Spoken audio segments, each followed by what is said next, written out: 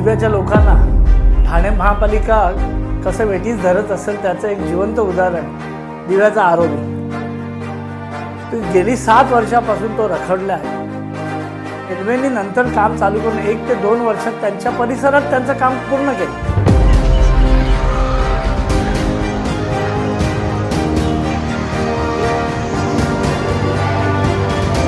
अडचणी असतील तर महापालिकेचं काम आहे, ते त्यांनी सोडवलं पाहिजे। फक्त हे खांब उभे करून ठेवलेले आहेत। निवडणुका आले की त्याला काहीतरी रंगरंगोटी करणार, त्याच्या नारळ फोडणार, वेगवेगळे आश्वासन देणार। हे किती दिवस चालणार अजून?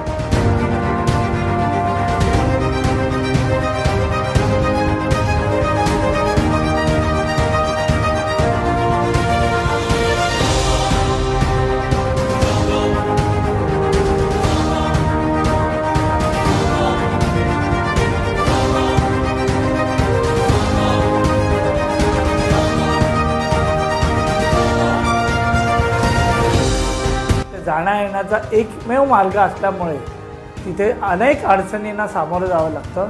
त्यासाठी प्रशासनाने आता तरी डोळे उघडले पाहिजेत। दिव्यातील पश्चिमेच्या लोकांना दिलासा मिळाला पाहिजे। त्यासाठी आरोपी लवकरात लवकर झालं पाहिजे।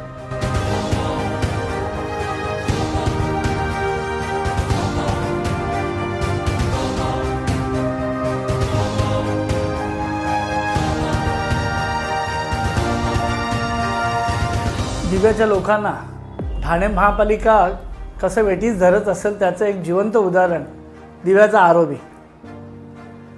गेली 7 वर्षापासून तो रखडला आहे। त्याचं कुठल्याही प्रकारे काम रेल्वेने नंतर काम चालू करून 1 ते 2 वर्षात त्यांच्या परिसरात त्यांचं काम पूर्ण केलं। आणि बाकीचं महापालिकेचं जे काम आहे ते अजून 7 वर्षात काही म्हणजे कुठली जास्त त्याची पुढे गती मिळत नाही आहे त्याला। मी असं सांगत नाही आहे की कुठल्या अडचणी नसतील म्हणून। अडचणी असतील तर महापालिकेचं काम आहे, ते त्यांनी सोडवलं पाहिजे। पण लोकांच्या समस्या असतील, त्यांची घरं असतील, त्यांच्या जागा असतील, त्यांना विश्वासात घेऊन तो प्रश्न सोडवायला पाहिजे। फक्त हे खांब उभे करून ठेवलेले आहेत। निवडणुका आले की त्याला काहीतरी रंगरंगोटी करणार, त्याच्या नारळ फोडणार, वेगवेगळे आश्वासन देणार। हे किती दिवस चालणार अजून? गेली 7 वर्ष जर एखादा आरोपीचं काम रखडतंय, ही दुर्दैवी गोष्ट आहे।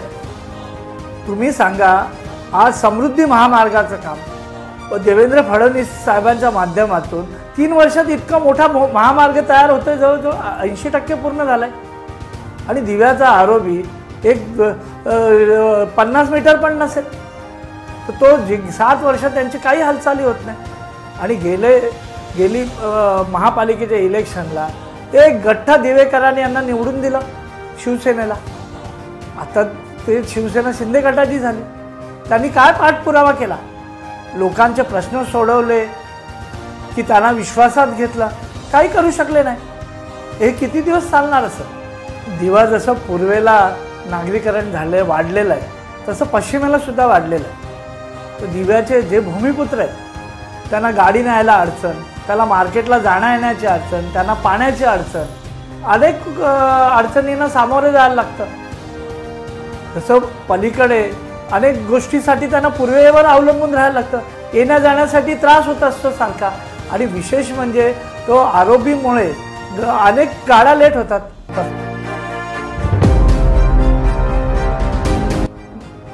दिव्यातील पश्चिमेच्या लोकांना दिलासा मिळाला पाहिजे। त्यासाठी आरोपी लवकरात लवकर झालं पाहिजे। आणि ज्या काय त्या संदर्भात ज्या काय समस्या असतील त्या सगळ्या लोकांना विश्वासात घ्यायला पाहिजे। नाहीतर जाण्या येण्याचा एकमेव मार्ग असल्यामुळे तिथे अनेक अडचणींना सामोरं जावं लागतं। त्यासाठी प्रशासनाने आता तरी डोळे उघडले पाहिजेत की जी समस्या आरोपीची ती लवकरात लवकर सोडवली जाईल।